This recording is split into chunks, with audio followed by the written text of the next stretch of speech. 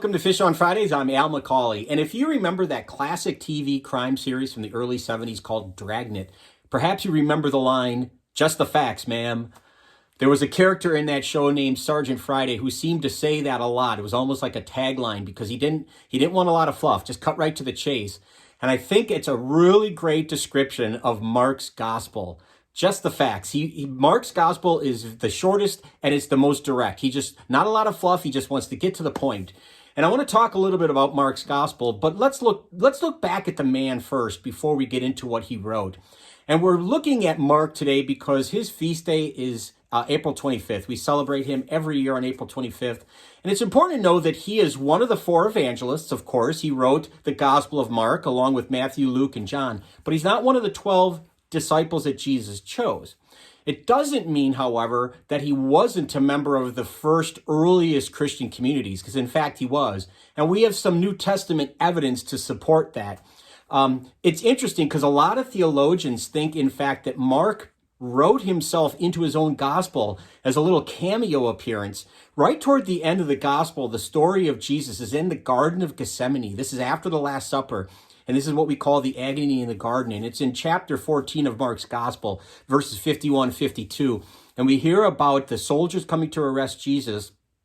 And they grab a young man and they hold his linen cloth as he runs away naked. And a lot of people think that's Mark, that he was there watching the events unfold and he ran away naked. Now, what's fascinating about that story, just as an aside, is the Greek, all 27 books of the New Testament are written in Greek. The Greek word for that linen cloth that they held on to is syndona. And it only makes a few appearances in Mark's gospel. That's the first time we hear about it. A little bit later on, we read in chapter 15 of Mark's gospel, we read that Jesus is buried in a tomb in a linen cloth. And again, syndona is the word that we use. That's 15 verse 46. The next chapter, when we hear about the resurrection of Jesus, chapter 16 verse 5, we see, we're told that there's a young man who's at the tomb and he's dressed in a syndona, in a linen cloth.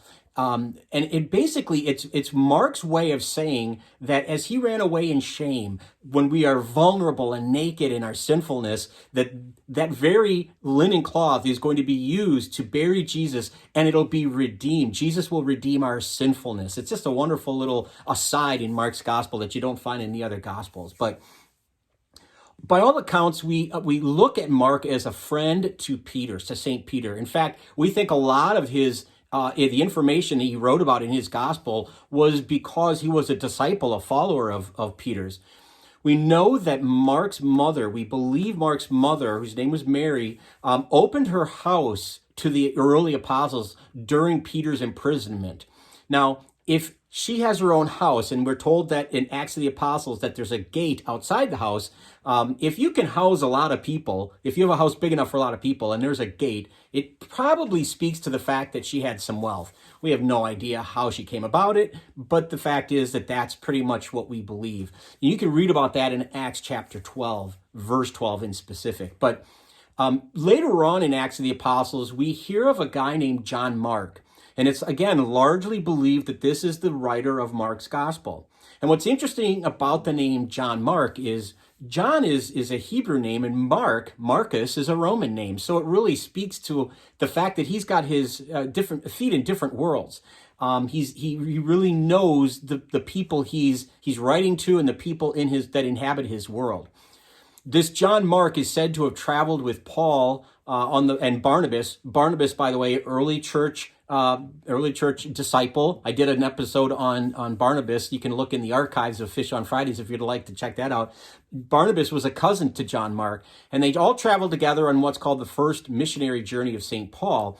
And apparently there was a spat between Mark and Paul because Mark had to abruptly leave to go back home. We don't know why, but because he left, Paul, who could be considered a hothead at times, I suppose, was upset because he felt like he was being abandoned. And you can read again about this in Acts chapter 12 and into 13 if you want to look at this. Again, we don't know what the event is. But we do know that they came back together. Eventually, in 2 Timothy, Paul writes about how he needs Mark to help him with his discipleship. So in the end, they patched the fences, so to speak. So it's pretty interesting to think about that. We don't know much about him historically beyond those few points, but we can look at his gospel. It's considered that his was the first gospel written. It was written in about the year 65 AD, and I say about because we're not sure exactly, but it was written down after a first generation or so of Christians had died away. The first Christians thought Christ was coming back. He was imminent. And when they realized that people were dying and he wasn't coming back right away, they said, we better write this stuff down. We got to write these oral stories that we know, this oral tradition of Jesus down, so we have a sense of who he is and we can keep it for posterity. And so Mark's gospel is going to be the first written, and it's going to be the basis of Matthew and Luke's gospel. In fact, all 16 chapters of Mark's gospel will be used somewhere in Matthew and Mark, except for 31 verses.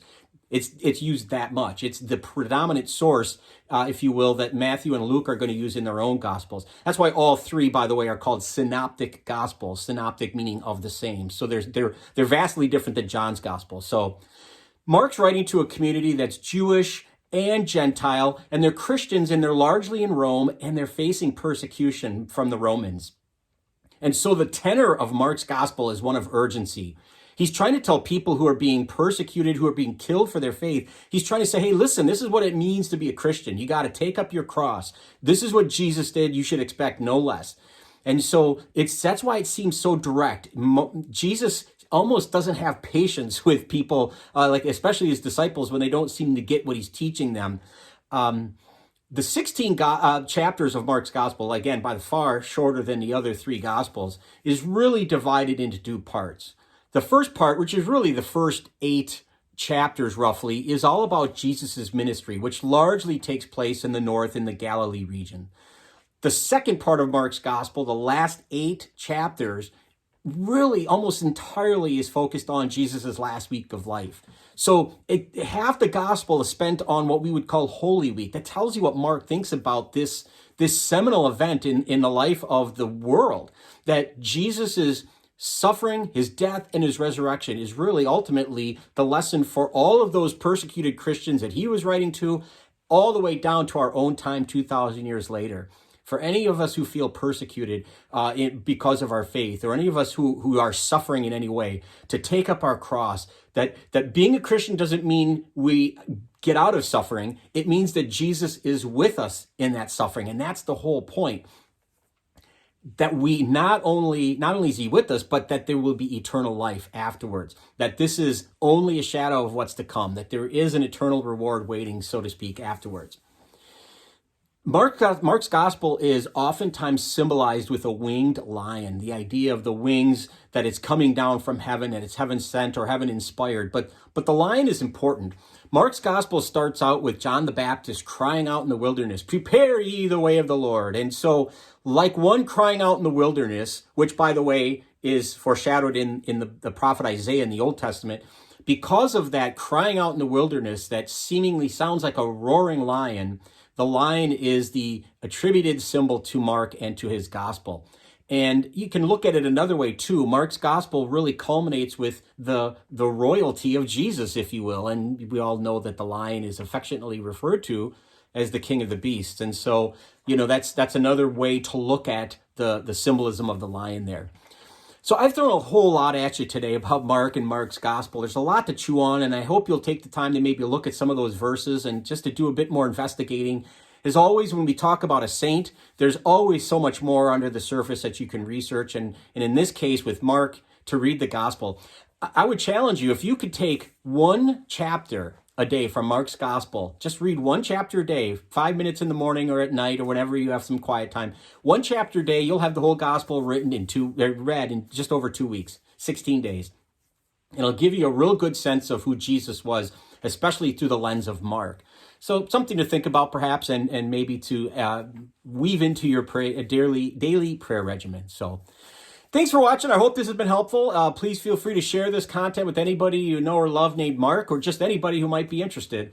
We'd love it if you would follow us on our Facebook page and subscribe to our YouTube channel. But either way, please keep tuning in every Friday for Fish on Fridays. Until next time, please be good to each other, and God bless.